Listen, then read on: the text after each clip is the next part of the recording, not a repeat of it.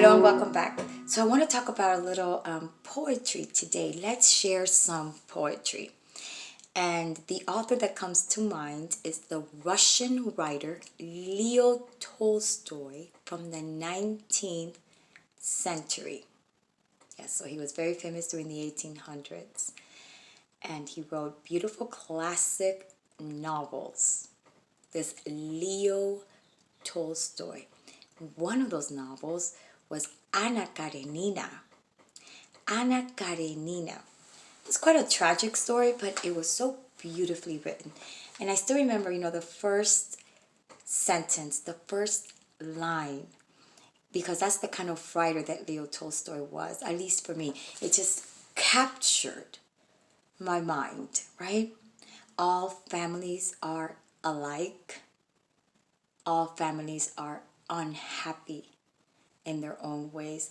It's such a two simple sentences. And when I read that, it was like, wait, let me read this again. So, Leo Tolstoy from Russia, right? And I want us to analyze this. And then I want us to improvise and come up with our own poetry.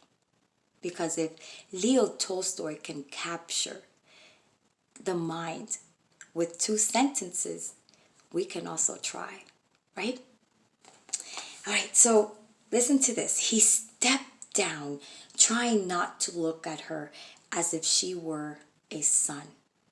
But as the son, he saw her even without looking. He stepped down, trying not to look at her as if she were a sun, like a sun in the sky. But as the sun, he saw her even without looking, meaning she must have been bright, right? Brilliantly bright. So you can think about why he would write those words. How did he see her? He stepped down, trying not to look at her. Think of him stepping down from a train or something. But as the sun, he saw her even without looking. So it's describing kind of like the outer image. And she was just blazingly beautiful, right? Just fiery and bright. So this writer responded with this. He saw her.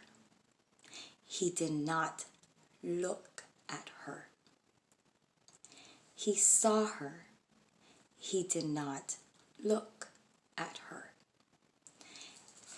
And it matters how you write it.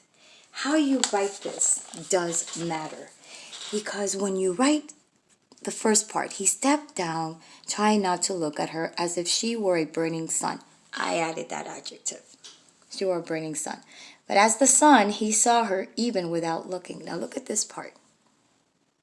He saw her. Period. He did not look at her.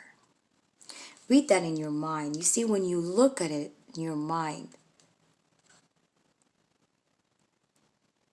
it gives you a different effect from when you write it this way. Look at it in this version. He saw her, semicolon, and he did not look at her. And you can also write it a different way. He saw her, and then write the word and he did not look at her. And each sentence gives you a different effect. That's how powerful writing can be. So let's look at it again. He saw her. He did not look at her. He saw her and he did not look at her. Or he saw her and really do write out the word and he did not look at her. Okay, with a comma, and he did not look at her. Now, let's elaborate. He saw her as one sees the outer beauty of a fiery sun. He did not see the inner beauty that was as white as the piercing, blazing sun. He saw her as one sees the outer beauty of a fiery sun. You can also put, he did not look at her inner beauty that was as white as the piercing, blazing sun. And we need to do some research about the sun. Yes, the sun, the big, big star, because the sun is not yellow and the sun is not red, right? The sun is as white as a puffy cloud. So Leo Tolstoy, I hope that gives you an example of what you can do with poetry. Don't get stuck on how long or how short it is. Just write, right? Like I told you about Langston Hughes. Some of his poetry consisted of 2 sentences as well. And they were powerful.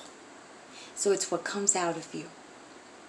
And keep your collection of poems, or share it with the world, right? What a wonderful thing. Leo Tolstoy from Russia. Very nice. I hope to see you next time, and keep writing.